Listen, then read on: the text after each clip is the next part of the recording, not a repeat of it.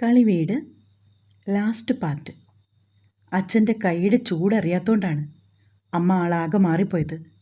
പുച്ഛഭാവത്തിൽ വിഷ്ണുവിനെ നോക്കി ചിരിച്ചുകൊണ്ട് കാർത്തിക് മുകളിലേക്ക് പോയി. അർച്ചനയെ എങ്ങനെ അഭിമുഖീകരിക്കും എന്ന വിഷമമാണ് അവൻ ഓരോ ചൂട് വയ്ക്കുമ്പോഴും അവൻ്റെ മനസ്സ് നിറയെ.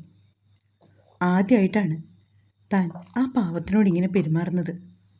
അർച്ചനയെ അവിടുന്ന് ഒന്ന് മാറ്റാൻ വേണ്ടിയാണ് അവൻ മനഃപൂർവ്വം അങ്ങനെ ഒരു നാടകം കളിച്ചത്. ഇല്ലെങ്കിൽ താൻ പറയുന്നതെല്ലാം അവൾ കൂടി കേട്ടാൽ ആ പാവത്തിന് അത് താങ്ങാനുള്ള ശക്തിയില്ലെന്ന് അവൻ അറിയായിരുന്നു. ചാരിയിട്ട വാതിലവൻ മെല്ലെ തുറന്നു. കട്ടിലിരിക്കുകയാണവൾ. ഏതോ പുസ്തകം വായിക്കുവാണ്. കാർത്തി വന്നപ്പോൾ അവൾ കട്ടിലിൽ നിന്ന് എഴുന്നേറ്റു. വേഗം ഡ്രസ്സ് ചേഞ്ച് ചെയ്ത് വരൂ, എനിക്ക് വിശക്കുന്നുണ്ട്. ഉറക്കവും വരുന്നുണ്ട് കാർത്തി, അവളൊരു കോട്ട് വൈട്ടുകൊണ്ട് പറഞ്ഞു. കാർത്തി അവളെ തന്നെ നോക്കി നിന്നു. എന്താ ആദ്യം കാണുമ്പോൾ നോക്കുന്നേ? അർച്ചന അവന് ധരിക്കാനുള്ള ടീഷർട്ട് എടുത്തു കൊടുത്തു. തന്നോട് പിണങ്ങിയിരിക്കുന്ന അർച്ചനയെ, അല്ലെങ്കിൽ കരഞ്ഞ് കലങ്ങിയ കണ്ണുകളുമായി ഇരിക്കുന്ന അർച്ചനയാണ് അവൻ പ്രതീക്ഷിച്ചത്. പക്ഷേ അർച്ചന വ്യത്യസ്തയായിരുന്നു. അവൾ എന്നും അങ്ങനെയാണ്. താൻ കാണാൻ തുടങ്ങിയപ്പോൾ മുതൽ അവന് ക്ഷമ പറയണമെന്നുണ്ടായിരുന്നു അവളോട്. പക്ഷേ പറയുവാനുള്ള ഒരു സാഹചര്യം അവൾ കൊടുത്തില്ല. രണ്ടുപേരും കൂടി ഭക്ഷണം കഴിക്കാൻ താഴെ വന്നപ്പോൾ ആരും എത്തിയിരുന്നില്ല. അർച്ചന ചോറും കറികളും എല്ലാം എടുത്ത് ഊണുമേശയിൽ വെച്ചു. നന്ദിനിയെപ്പോയി ആദ്യം വിളിച്ചു. ജിഷ്ണുചേട്ടൻ ഊണ് കഴിച്ചിട്ട് പൊയ്ക്കോളൂ. ഹേമേച്ചിക്കും അമ്മയ്ക്കും ഉള്ളത് ഞാൻ കാസറോളിൽ എടുക്കാം കേട്ടോ. ഹോട്ടൽ ഫുഡ് കഴിച്ചാൽ ചേച്ചിക്ക് കൊള്ളില്ല, അവൾ ജിഷ്ണുവിനോട് പറഞ്ഞു. അവൻ സമ്മതഭാവത്തിൽ തലകുലുക്കി. അവളുടെ മുഖത്തേക്ക് നോക്കിയ ജിഷ്ണുവിന് ശരിക്കും വിഷമം വന്നു. അർച്ചനയെപ്പോലൊരു പെൺകുട്ടിയെ കിട്ടിയ കാർത്തി എത്ര ഭാഗ്യവാനാണെന്ന് അവൻ ഓർത്തു. ജാനകിയമ്മ ഒഴികെ എല്ലാവരും ഊണുമേശയുടെ ചുറ്റിലും കിടന്ന കസേരകളിൽ നിലയുറപ്പിച്ചു. അർച്ചനയും നന്ദിനിയും എല്ലാവർക്കും ഭക്ഷണം വിളമ്പി. അർച്ചന സാധാരണ പോലെ കാർത്തിയുടെ അടുത്ത് സ്ഥാനം പിടിച്ചു. നന്ദിനി പോയി അമ്മയെ വിളിച്ചോണ്ട് വന്നു. അർച്ചനയെ കണ്ട് അവരുടെ മുഖം ഇരുണ്ടു. ഇവൾ കഴിച്ച ശേഷം മതി എനിക്കിനി മുതൽ ഭക്ഷണം കേട്ടോ നന്ദിനി.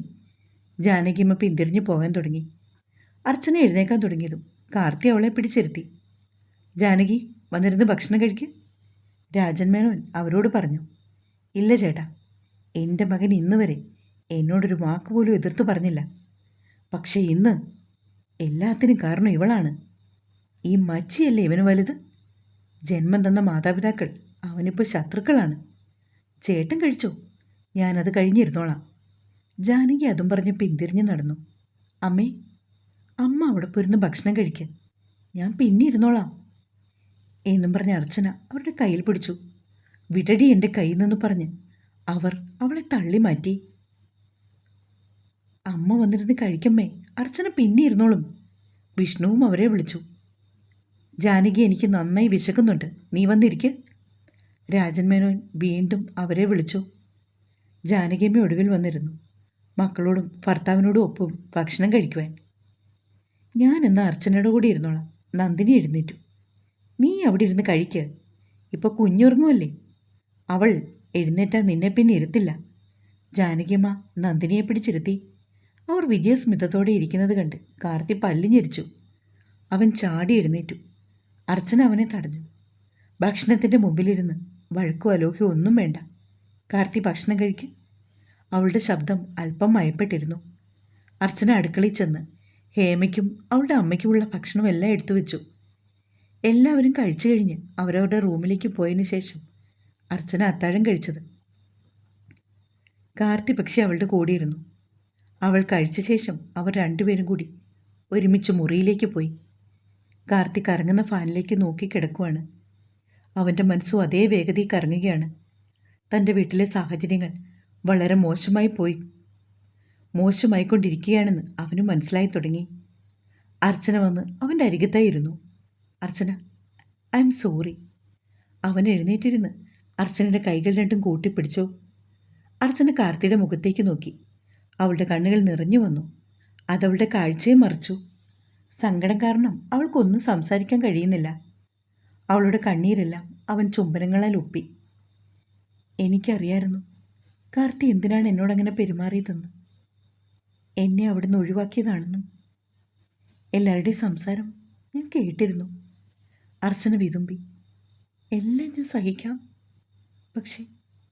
പക്ഷെ അമ്മ പറഞ്ഞ ആ വാക്ക്, എന്നെ വിളിച്ചത്, അത് അതെനിക്ക് സഹിക്കാവുന്നതിലും അപ്പുറമാണ്. അർച്ചന കേൾക്കാൻ ഭാവത്തിനാണ് മച്ചി എന്ന് അമ്മ അഭിസംബോധന ചെയ്തത്. അതാണ് അവൾക്ക് ഇത്രയ്ക്ക് വിഷമം. അതവന് നന്നായിട്ടറിയാം. ആശ്വാസവാക്കുകളെല്ലാം പൊഴിവാക്കുകളാവുകയാണെന്ന് അവന് മനസ്സിലായി. ആദ്യമായിട്ടാണ് അർച്ചന കരയുന്നത്. ഏതൊരു പെണ്ണും സഹിക്കാവുന്നതിലും അപ്പുറമാണിത്. താൻ എന്ത് ചെയ്യണമെന്ന് അവന് പോലും അറിയില്ല. അർച്ചന ഒരു പരിഷ്കാരി അഹങ്കാരിയായിരിക്കുമെന്നാണ് താൻ ആദ്യം ഓർത്തത്. പക്ഷേ അവൾ ഒരുപാട് അഡ്ജസ്റ്റ് ചെയ്താണ് ജീവിക്കുന്നത്. തൻ്റെ അമ്മ, അതാണ് മനസ്സിലാവാത്തത്. ഓരോന്നോർത്തവൻ കിടന്നു. അർച്ചനയുടെ ഏങ്ങലടി അവൻ്റെ മനസ്സിൽ തിരയടിച്ചു. എപ്പോഴാണ് അവൾ ഉറങ്ങിയതെന്ന് അവൻ അറിഞ്ഞിരുന്നില്ല. രാവിലെ അവൻ എഴുന്നേറ്റപ്പോൾ അർച്ചന അടുക്കളയിലേക്ക് പോയി. കാലത്ത് എഴുന്നേറ്റ് ഡ്യൂട്ടിക്ക് പോകാനുള്ള തയ്യാറെടുപ്പുകളെല്ലാം നടത്തി കാർത്തിക് ഹോസ്പിറ്റലിൽ പോകാനായി ഇറങ്ങി വന്നു.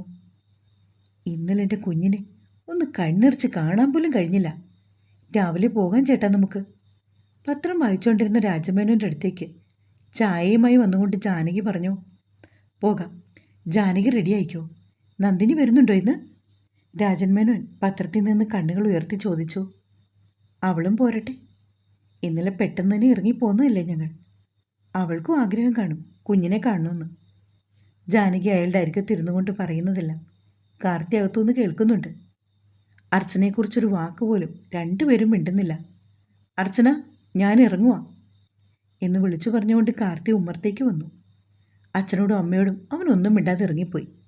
ഒരു വാക്ക് പോലും സംസാരിക്കുവാൻ അവന് തോന്നിയില്ല. താൻ ജീവന് തുല്യം സ്നേഹിച്ച തൻ്റെ അമ്മ, എങ്ങനെ അമ്മയ്ക്കിങ്ങനെ പറയാൻ കഴിയുന്നുവെന്ന് അവനോർത്തു. എന്നാലും കാറി കയറാൻ നേരം അവൻ്റെ മനസ്സ് പിടഞ്ഞു. അച്ഛാ, ഞാൻ ഇറങ്ങുവാ. ഇന്നിത്തിരി നേരത്തെ പോകണം. അമ്മയുടെ കൊട്ടൻ ചുക്കാതി ഇന്ന് മേടിക്കാം. അവരുടെ മറുപടി കാക്കാതെ അവൻ കാറോടിച്ചു പോയി. ഉച്ചയ്ക്ക് അർച്ചനയുടെ ഫോണിലേക്ക് വിളിച്ചപ്പോൾ വീട്ടിൽ നിന്ന് എല്ലാവരും കൂടി ഹേമയും കുഞ്ഞിനെയും കാണാൻ പോയതായി കാർത്തിക്ക് മനസ്സിലായി. ആരും അർച്ചനയെ വിളിച്ചില്ല. അവൾക്കതി പരാതിയുമില്ല. ഒരു കുഞ്ഞില്ലാത്തതിൻ്റെ വേദന ഇന്ന് ശരിക്കും അർച്ചനെ അറിയുന്നുണ്ട്. പലരിലൂടെയും പല വാക്കുകളിൽ കൂടിയും പ്രവൃത്തികളിൽ കൂടിയും. ഡോക്ടർ മൂർത്തി പറഞ്ഞത് പ്രകാരമാണ് ഇത്രയും നാൾ ലക്ഷ്മിനാമ സ്വാമിയുടെ ട്രീറ്റ്മെൻറ്റ് ഏറ്റെടുത്തത്. ഇനി അത് മാറ്റണമെന്ന് അവൻ തീരുമാനിച്ചു. 3 ഡോക്ടർമാരെ ഇതിനു മുൻപ് കണ്ടതാണ്. എല്ലായിടത്തും നിരാശയാണ് ഫലം. ഗൂഗിളിലൊക്കെ ഒരുപാട് സെർച്ച് ചെയ്തു. പക്ഷെ ആരെ കാണണമെന്ന് മാത്രം കണ്ടെത്താൻ അവനറിയില്ലായിരുന്നു. ഒരു നിമിഷം കണ്ണുകൾ ഇറുക്കിയടിച്ച് കാർത്തിയിരുന്നു. ഉച്ച കഴിഞ്ഞ് തിരക്ക് കുറവായതിനാൽ കാർത്തി നേരത്തെ വീട്ടിലെത്തി. മേഘയും മക്കളും കൂടി രാജൻമേനോനും ജാനകിയമ്മയും ഹോസ്പിറ്റലിൽ ചെന്നപ്പോൾ അവരുടെ കൂടെ എത്തിയിരുന്നു. കുത്തും കോളും വെച്ച് മേഘ ഓരോന്ന് പറയാൻ തുടങ്ങി. എല്ലാവർക്കും അർച്ചന ചായ എടുക്കുവാണ്. കാർത്തി പതിയെ അങ്ങോട്ടേക്ക് ചെന്നു. അമ്മേ, ഒരു കാര്യം കേൾക്കണോ? നമ്മുടെ ഗിരീഷില്ലേ, ടെക്നോ പാർക്കിൽ എഞ്ചിനീയർ. അവരുടെ വിവാഹം കഴിഞ്ഞിട്ട് 3 വർഷം കഴിഞ്ഞു. ഇതുവരെയായിട്ടും പിള്ളേരായില്ല കേട്ടോ. ആ പെണ്ണിൻ്റെ കുഴപ്പമാണ്. ചതി മനസ്സിലാക്കിയ ഗിരി ആ പെണ്ണിനെ വീട്ടിൽ കൊണ്ടുപോയി വിട്ടു. അവനെ ഡിവോഴ്സ് പെറ്റീഷൻ ഫയൽ ചെയ്തു. മേഘ വീറോടെ പറഞ്ഞു നിർത്തി. ജാനകിയമ്മ താടിക്ക് കൈയും കൊടുത്ത് എല്ലാം കേൾക്കുകയാണ്. ഗിരിക്ക് ഭാഗ്യമുണ്ട് മോളെ. അതാണ് ആ മാരണം തലേന്ന് ഒഴിഞ്ഞു പോയത്. അർച്ചനയെ അടിമുടി നോക്കിക്കൊണ്ട് ജാനകിയമ്മ പറഞ്ഞു. ആ മാരണം പൊയ്ക്കോട്ടെ, ഗിരിക്ക് ഭാഗ്യം വന്നു ചേരും. പക്ഷേ എൻ്റെ ഭാഗ്യം എനിക്കെപ്പോൾ ഉണ്ട്. എൻ്റെ മരണം വരെ, എൻ്റെ ശ്വാസം നിലയ്ക്കുന്നതുവരെ എൻ്റെ ജീവിതത്തിൽ എനിക്കെൻ്റെ അർച്ചന മാത്രമേ ഉള്ളൂ. അതേതൊക്കെ മറ്റവൾ വന്ന് എന്തൊക്കെ പറഞ്ഞാലും ശരി എന്നും പറഞ്ഞ് കാർത്തി അർച്ചനയുടെ വലത് കൈയിൽ മുറുക്കി പിടിച്ചു. ഇവൻ എങ്ങനെയാണ് ഇത്രയും അച്ചിക്കൊന്തനാറിപ്പോയത്? കഷ്ടം. മേഘ ചെറികൂട്ടി. കെട്ടിച്ചു വിട്ട പെൺമക്കൾ ഇങ്ങനെ ഇടവിട്ട് സ്വന്തം വീട്ടിൽ വരും പാര പണിയാൻ. അത് കേട്ടുകൊണ്ട് തുള്ളാൻ ചിരം വിവരമില്ലാത്ത തള്ളമാരും കാണും. ഇവളുമാരെ ഇങ്ങനെ വിടുന്ന കെട്ടിയോന്മാരാണ് ശരിക്കും അച്ചിക്കോന്തൻ. അതാരാണെന്ന് എനിക്കറിയാം. ചേച്ചിക്ക് പറഞ്ഞു തരണോ? കാർത്തിക് മേഘയിട്ട അതേ നാണയത്തിൽ തന്നെ തിരിച്ചു കൊടുത്തു. അർച്ചനയെ ഉപേക്ഷിക്കാനാണ് അമ്മയും മേഘയുമൊക്കെ ഉദ്ദേശിക്കുന്നതെന്ന് കാർത്തിക് മനസ്സിലായി. അത് ഈ ജന്മം ഉണ്ടാവില്ല. കാർത്തി ജീവിച്ചാലും മരിച്ചാലും തൻ്റെ അർച്ചന കൂടെ ഉണ്ടാവണം. അതാണ് താൻ എന്നും ആഗ്രഹിക്കുന്നത്. കാർത്തിക് ഉറച്ച തീരുമാനം എടുത്തിരുന്നു. അടുത്ത ദിവസം രാവിലെ തന്നെ കാർത്തിയും അർച്ചനയും മുൻകൂട്ടി തീരുമാനിച്ച പോലെ എവിടെയോ പോകാൻ തയ്യാറായി വന്നു. എവിടെ പോവാ രണ്ടാളും? നന്ദിനി അവരെ കണ്ടപ്പോൾ ചോദിച്ചു. ഒരു ഫ്രണ്ടിൻ്റെ മാരേജ് ഉണ്ട്, പോയിട്ട് വരാട്ടോ. നന്ദിനിയെ കൂടുതൽ ചോദ്യങ്ങൾ ചോദിപ്പിക്കാതെ അർച്ചന പറഞ്ഞു. ഡോക്ടർ ലക്ഷ്മണവാര്യരുടെ മുമ്പിലിരിക്കുവാണ് അർച്ചനയും കാർത്തിയും. പറയുന്നത് കൊണ്ട് മറ്റൊന്നും തോന്നരുത്. തന്നെയുമല്ല, കാർത്തി ഒരു ഡോക്ടറും കൂടിയാണ്. സോ ഞാൻ ഓപ്പണായിട്ട് പറയത്തേ ഉള്ളൂ. ഡോക്ടർ വാര്യരുടെ മുഖത്തേക്ക് നോക്കിയപ്പോൾ രണ്ടുപേരുടെയും ചങ്കിടിപ്പ് കൂടി. അദ്ദേഹം അർച്ചനയെ നോക്കി. ദൈവം നമ്മളെ സൃഷ്ടിക്കുമ്പോൾ എല്ലാവർക്കും എല്ലാ കാര്യത്തിലും സമത്വം തരില്ല. എന്തെങ്കിലുമൊക്കെ പ്രശ്നസങ്കീർണമാക്കും നമ്മുടെ ജീവിതം. അതിനെല്ലാം തരണം ചെയ്തു വേണം നമ്മൾ ജീവിക്കുവാൻ. അല്ലെങ്കിൽ പിന്നെ മനുഷ്യജീവിതത്തിന് അർത്ഥമില്ലാതാവും. അർച്ചനയുടെ മുഖത്തേക്ക് നോക്കിയപ്പോൾ ഡോക്ടർ വാര്യർക്ക് വിഷമവും ഉണ്ടായിരുന്നു. അർച്ചന, താങ്കൾ സങ്കടപ്പെടുകയൊന്നും വേണ്ട. നമുക്ക് എന്തായാലും സൃഷ്ടികർത്താവിനെ മുറുക്കെ പിടിച്ച് പ്രാർത്ഥിക്കാം. അദ്ദേഹം കണ്ണ് തുറക്കാതിരിക്കില്ല. അക്കോർഡിംഗ് ടു മെഡിക്കൽ എത്തിക്സ് നിങ്ങൾക്കൊരമ്മയാകാനുള്ള കഴിവില്ല. എന്നിരുന്നാലും ഇതെല്ലാം തിരുത്തിക്കുറിച്ച ഒരുപാട് സംഭവങ്ങളുണ്ട്. അമ്മയാവില്ലെന്ന് അടിവരയിട്ട് ഞാൻ പോലും പറഞ്ഞ ഒരു കോഴിക്കോട്ടുകാരി സുഹറയ്ക്ക് 8 വർഷം കൂടി ഒരാൺകുട്ടി ജനിച്ചു. അതുപോലെ മിറക്കിൾ എന്തേലും സംഭവിക്കും. ഡോക്ടർ പ്രത്യാശ നിർത്തിക്കൊണ്ട് അവളോട് പറഞ്ഞു. അങ്ങനെ കുറച്ച് സമയം കൂടി ഇരുന്നതിന് ശേഷം രണ്ടുപേരും കൂടി തിരിച്ചു പോകാൻ എണീറ്റു. ഡോണ്ട് വറി അർച്ചന, നല്ലൊരു പ്രഭാതത്തിനായി നമ്മൾക്ക് കാത്തിരിക്കാം. അവളുടെ കൈ പിടിച്ച് കുലുക്കിക്കൊണ്ട് ഡോക്ടർ വാര്യർ പറഞ്ഞു. മടങ്ങും വഴി രണ്ടുപേരും കാര്യമായിട്ടൊന്നും സംസാരിച്ചില്ല. വീടെത്തിയതുപോലും അവൾ അറിഞ്ഞില്ല. കാർത്തിക് എല്ലാ പ്രതീക്ഷകളും നഷ്ടപ്പെട്ടവനായിരുന്നു. ഡോക്ടർ വാര്യർ അത്രയ്ക്ക് പ്രഗത്ഭനായ ഡോക്ടറാണ് ഇക്കാര്യത്തിൽ. ഇൻഫെർട്ടിലിറ്റി ട്രീറ്റ്മെൻറ്റായിട്ട് ഒരുപാട് ദമ്പതികൾ അദ്ദേഹത്തെ വിശ്വസിച്ചു വരുന്നതാണ്. അത് നന്നായിട്ട് കാർത്തിക്കിനറിയാം. എല്ലാം ദൈവഹിതം പോലെ നടക്കട്ടെ എന്ന് അവൻ പ്രാർത്ഥിച്ചു. നന്ദിനി, കൂട്ടുകാരൻ്റെ കല്യാണത്തിന് പോയി വന്ന ശേഷം രണ്ടിൻ്റെ മുഖം എന്താ വാടിയിരിക്കുന്നേ? നീ ശ്രദ്ധിച്ചായിരുന്നോ? ജാനകിയമ്മ നന്ദിനിയെ നോക്കി. അറിയില്ലമ്മേ, എന്തോ വിഷമമുണ്ട് രണ്ടാൾക്കും. അമ്മ, ഇനി അവളെ സങ്കടപ്പെടുത്തരുത്. ദൈവം ഒരു കുഞ്ഞിനെ അവൾക്ക് കൊടുക്കണമെന്ന് പ്രാർത്ഥിക്കാം നമുക്ക്. നന്ദിനി ഓരോ കാര്യങ്ങൾ പറഞ്ഞപ്പോൾ ജാനകിയമ്മയ്ക്കും തോന്നി അത് ശരിയാണെന്ന്. എനിക്ക് കോട്ടേഴ്സിലേക്ക് മാറിയേ കൊള്ളാമെന്നുണ്ട് അർച്ചന. ഇവിടെ ഈ ബഹളവും വഴക്കവും എല്ലാം അല്ലേ. രാത്രി കിടക്കുമ്പോൾ കാർത്തി അർച്ചനയുടെ മുമ്പിൽ ഒരു നിർദ്ദേശം വെച്ചു. അതൊന്നും വേണ്ട കാർത്തി, ഇത്രയും അടുത്തല്ലേ ഹോസ്പിറ്റൽ.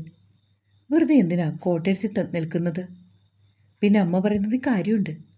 സ്വന്തം മകന് ഒരു കുഞ്ഞ് ജനിക്കുന്നത് എല്ലാ അമ്മമാർക്കും സന്തോഷമുള്ള കാര്യമാണ്. അതില്ലാതെ വന്നാൽ ഇങ്ങനെയൊക്കെ സംഭവിക്കൂ. അർച്ചന ജാനകിയമ്മയെ ന്യായീകരിക്കാൻ ശ്രമിച്ചു.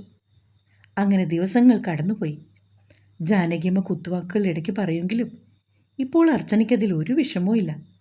കാരണം അവൾക്കറിയാം താനൊരമ്മയാവില്ലെന്ന്. പക്ഷേ അവരിൽ ഒരുപാട് മാറ്റം വന്നിരുന്നു. മരുമകൾ അമ്മയാവില്ലെന്ന് സത്യം അവരംഗീകരിക്കാൻ തുടങ്ങി. പതിവ് പോലെ ഡ്യൂട്ടിക്ക് പോയ കാർത്തിക് വീട്ടിലെത്തുന്ന സമയം കഴിഞ്ഞിട്ടും എത്തിയില്ല. അർച്ചനയ്ക്ക് ആദ്യ കയറി. അവൾ കാർത്തിയെ വിളിച്ചിട്ടും കിട്ടുന്നില്ല. ഹോസ്പിറ്റലിൽ വിളിച്ചപ്പോൾ കാർത്തി എന്തോ ആവശ്യത്തിന് ബാംഗ്ലൂർ പോയി എന്നാണ് അറിയാൻ കഴിഞ്ഞത്. എന്താ ഇപ്പം അങ്ങോട്ടേക്കൊരു യാത്ര? അർച്ചന സകല ദൈവങ്ങളെയും വിളിച്ച് പ്രാർത്ഥിച്ചു. ഒന്ന് ഫോണെടുത്തെങ്കിലും കാർത്തി സംസാരിച്ചാൽ മതിയായിരുന്നു. ആ ശബ്ദമൊന്ന് കേട്ടാൽ തനിക്ക് ഇത്രയും വിഷമം വരില്ലെന്ന് അവൾക്ക് തോന്നി. കുറേ സമയം കഴിഞ്ഞപ്പോൾ കാർത്തി തിരിച്ചു വിളിച്ചു. നാളെ വരാൻ കഴിയുമെന്ന് അവൻ അറിയിച്ചു. അടുത്ത ദിവസം രാവിലെ മുതൽ എല്ലാവരും കാർത്തിയെ പ്രതീക്ഷിച്ച് നിൽക്കുകയാണ്. രാത്രി 10 മണിയായിട്ടും കാർത്തി വന്നില്ല. വിളിച്ചിട്ട് കിട്ടുന്നുമില്ല. ജാനകിയമ്മ അവളെ ആശ്വസിപ്പിക്കുന്നുണ്ട്. എൻ്റെ കാർത്തിക്ക് എന്തെങ്കിലും സംഭവിച്ചാൽ ഞാൻ പിന്നെ ജീവനോടുണ്ടാവില്ലമ്മേ. കരഞ്ഞ് കലങ്ങിയ കണ്ണുമായി അർച്ചന ഇരിക്കുകയാണ്. കാർത്തി അന്വേഷിച്ചു പോകാൻ വേണ്ടി രാജമേനോനും മക്കളും വേഗം വണ്ടിയെടുത്തു. അപ്പോഴേക്കും കാർത്തിയുടെ കാർ വരുന്നത് എല്ലാവരും കണ്ടു. കാർത്തിക്കിൻ്റെ കൂടെ മറ്റൊരാളും കൂടി ഉണ്ടായിരുന്നു. കാർത്തി വണ്ടിയിൽ നിന്ന് ഇറങ്ങി. കൂടെ ഉണ്ടായിരുന്ന ആളിൻ്റെ കയ്യിൽ കേവലം 1 വയസ്സ് പോലും ആവാത്ത ഒരു വെളുത്ത് തുടുത്ത പെൺകുഞ്ഞ്. ആ കുഞ്ഞിനെ കാർത്തി മേടിച്ചു. ഉറങ്ങിക്കിടന്ന കുഞ്ഞ് ഉച്ചത്തിൽ വേഗം കരയാൻ തുടങ്ങി. എല്ലാവരും സ്തബ്ധരായി നിൽക്കുകയാണ്. അർച്ചന ഓടിച്ചെന്നപ്പോൾ അവൻ കുഞ്ഞിനെ അവളുടെ കയ്യിലേക്ക് കൈമാറി. കൂടെ വന്നയാൾ കാർത്തിയുടെ വണ്ടിയിൽ കയറിപ്പോയി. ഇതെന്താ മോനെ, ഏതായി കുഞ്ഞ്? എന്തൊരു ഓമനത്വമാണ്! ജാനകിയമ്മ അവൻ്റെ മുൻപിലേക്ക് വന്നു. പെട്ടെന്നുള്ള അമ്മയുടെ മാറ്റം കാർത്തിയെ ഞെട്ടിച്ചു. കാർത്തി പതിയെ അകത്തേക്ക് കയറി. സെറ്റിയിൽ അമർന്നുകൊണ്ട് അവൻ എല്ലാവരെയും നോക്കി. അമ്മേ, ഇത്തിരി വെള്ളം വേണം. അവൻ ജാനകിയമ്മയെ നോക്കി. അവർ ഓടിച്ചെന്ന് വെള്ളം എടുത്തുകൊണ്ടുവന്ന് മകന് കൊടുത്തു. അതിനുശേഷം കാർത്തി എല്ലാവരെയും നോക്കി.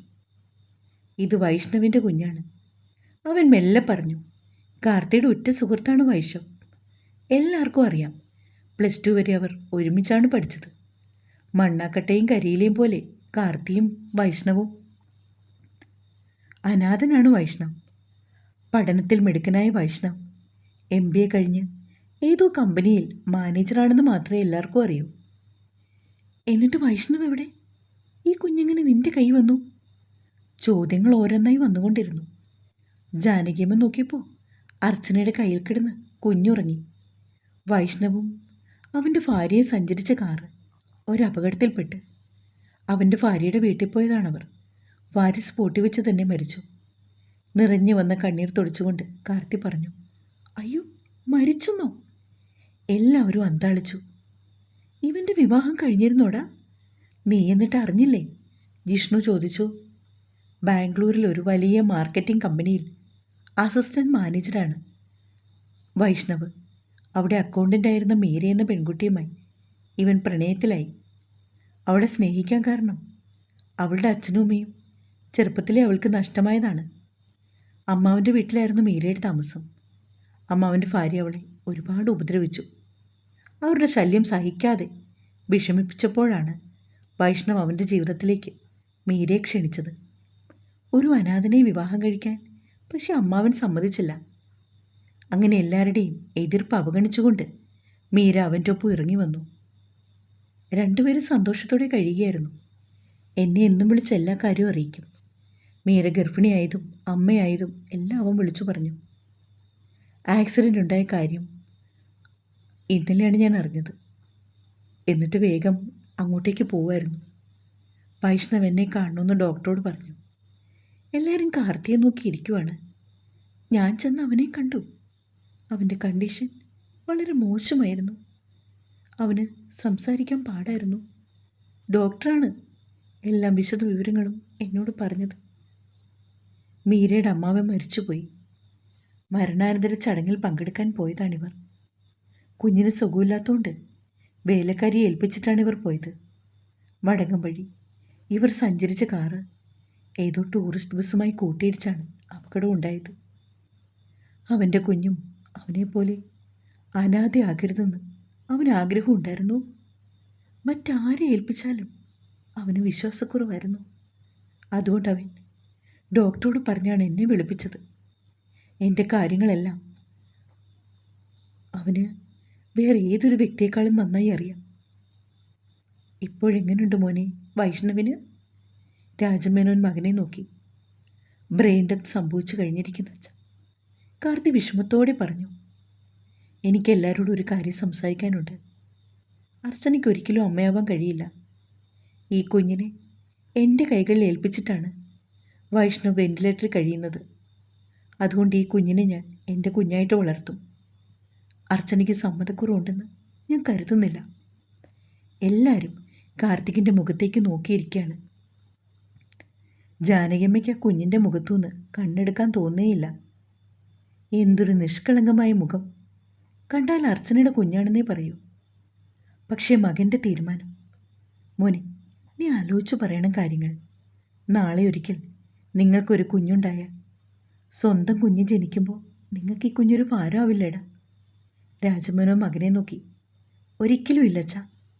ഒരു കുഞ്ഞില്ലാത്ത വേദന 6 വർഷം കൊണ്ട് ഞാൻ അനുഭവിച്ചത് എത്രയാണെന്ന് അറിയോ അച്ഛാ?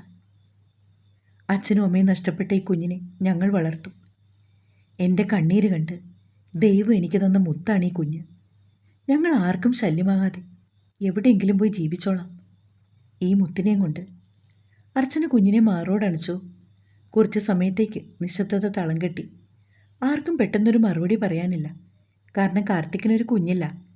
ഒരുപക്ഷെ ദൈവഹിതമാണോ ഇങ്ങനെയൊക്കെ സംഭവിച്ചത്? പക്ഷെ എല്ലാവരോടും എന്തു പറയും?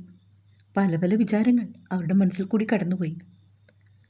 നിങ്ങൾക്ക് സമ്മതമാണെങ്കിൽ നിങ്ങൾ ഈ കുഞ്ഞിനെ വളർത്തടാ, അല്ലാതെ എന്തു പറയാനാ എന്ന് ചോദിച്ചുകൊണ്ട് രാജമേനോൻ മകനെ അനുകൂലിച്ചു. കുഞ്ഞിനെ കൊണ്ടുപോയി കിടത്തർച്ചന, നന്ദിനി അർച്ചനയോട് പറഞ്ഞു. അർച്ചന കുഞ്ഞിനെയും കൊണ്ട് സ്വന്തം റൂമിലേക്ക് പോയി. ആരുമാരും ഒന്നും പറയാത്ത സ്ഥിതിക്ക് കാർത്തിക് മെല്ലെ അവിടുന്ന് പിൻവാങ്ങി. കാർത്തിക്കും അർച്ചനയും കുഞ്ഞിൻ്റെ മുഖത്തേക്ക് നോക്കി. റോസാദളമാണോ ഇതെന്ന് അർച്ചന ഓർത്തു. പെട്ടെന്ന് കാർത്തിയുടെ ഫോൺ ചലിച്ചു. അവൻ ഫോൺ എടുത്ത് വെളിയിലേക്ക് പോയി. വൈഷ്ണവ് മരിച്ചിരിക്കുന്നു എന്ന് പറഞ്ഞ് ഹോസ്പിറ്റലിൽ നിന്ന് വന്ന് വിളി. വൈഷ്ണവിൻ്റെ ബന്ധുവായി നിന്നുകൊണ്ട് എല്ലാ ചടങ്ങും നിർവഹിച്ച് തിരിച്ചു വന്നിരിക്കുവാണ് കാർത്തി. 3 ദിവസം കൊണ്ട് കുഞ്ഞ് അർച്ചനയുമായി വളരെയധികം അടുത്തു. ഇപ്പോൾ ആര് കണ്ടാലും അവളുടെ കുഞ്ഞാണെന്നേ പറയൂ. കൊഞ്ചിച്ചു കൊഞ്ചിച്ചു മതി വരുന്നില്ല രണ്ടാൾക്കും. 2 വർഷങ്ങൾക്ക് ശേഷം.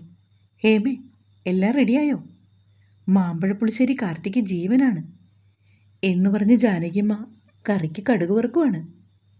അർച്ചനയും കാർത്തിയും തമ്പുരുമോളും ഇന്ന് ഈവനിങ് ഫ്ലൈറ്റിൽ ദുബായിൽ നിന്ന് എത്തും. അതിനുള്ള ഒരുക്കത്തിലാണ് എല്ലാവരും. വൈകിട്ടത്തെ ഭക്ഷണമെല്ലാം തയ്യാറാക്കി നോക്കിയിരിക്കുവാണ് ജാനിയമ്മ. അങ്ങനെ 8 മണിയോടുകൂടി എല്ലാവരും എത്തി. അർച്ചനയും കാർത്തിയും ഇറങ്ങി വന്നു. അർച്ചന സുന്ദരിയായിരിക്കുന്നുവെന്ന് നന്ദിനി ഓർത്തു. മോനെ, ജാനകിയമ്മ ഓടിച്ചെന്ന് മകൻ്റെ അടുത്തേക്ക്. തമ്പുരുമോൾ എവിടെ? ജാനകിയമ്മ കുഞ്ഞിനെ തിരിഞ്ഞു. അച്ചമ്മയുടെ ചുന്ദരി. അവർ കാറിൻ്റെ അകത്തേക്ക് നോക്കി വിളിച്ചു. അനക്കൊന്നുമില്ല, എല്ലാവരും കുഞ്ഞിനെ പ്രതീക്ഷിച്ച് നിൽക്കുകയാണ്. അമ്മ അവളോട് വിളിച്ചപ്പോൾ പറഞ്ഞില്ലേ മാമ്പഴം തരാമെന്ന്. അത് മേടിച്ചിട്ടേ അവൾ കാറിൽ നിന്ന് ഇറങ്ങത്തുള്ളൂ. കാർത്തി പറഞ്ഞപ്പോൾ അവർ വേഗം വീടിൻ്റെ അകത്തേക്ക് പോയി. ഒരു മാമ്പഴവും കയ്യിൽ പിടിച്ചുകൊണ്ട് അവർ തിരിച്ചു വന്നു. കാറിൻ്റെ ഗ്ലാസ് താഴ്ത്തി അവർ മാമ്പഴം അകത്തേക്ക് കാണിച്ചു. ഒരു കുഞ്ഞിക്കൈ പൊങ്ങി വന്നപ്പോൾ എല്ലാവരും നോക്കി. ജാനകിയമ്മ കുഞ്ഞിനെ പൊക്കിയെടുത്ത് മാറോടണിച്ചു. മാമ്പഴം കിട്ടിയപ്പോൾ അവളുടെ നുണക്കുഴി കാണിച്ച് അവൾ ചിരിച്ചു. താങ്ക് യു അച്ചമ്മേ. അവൾ കെട്ടിപ്പിടിച്ച് അവർക്കൊരു മുത്തം കൊടുത്തു. അച്ചമ്മേ, ഞങ്ങൾ 1 മാസം ഇവിടെ നിൽക്കും. എന്നിട്ട് അച്ചമ്മയും കൂട്ടിയാണ് ദുബായിലേക്ക് പോകുന്നത്, അല്ലേ അച്ഛാ? അവളുടെ കലിപിലെ വർത്താനം കേട്ട് എല്ലാവരും ചിരിച്ചു. കഥ അവസാനിച്ചു. ഈ കഥ ഇഷ്ടമായിട്ടുണ്ടെങ്കിൽ നിങ്ങൾ ദയവായിട്ട് എന്നെ സപ്പോർട്ട് ചെയ്യണേ. സ്നേഹത്തോടെ നിങ്ങളുടെ സ്വന്തം മിത്രവിന്ദ.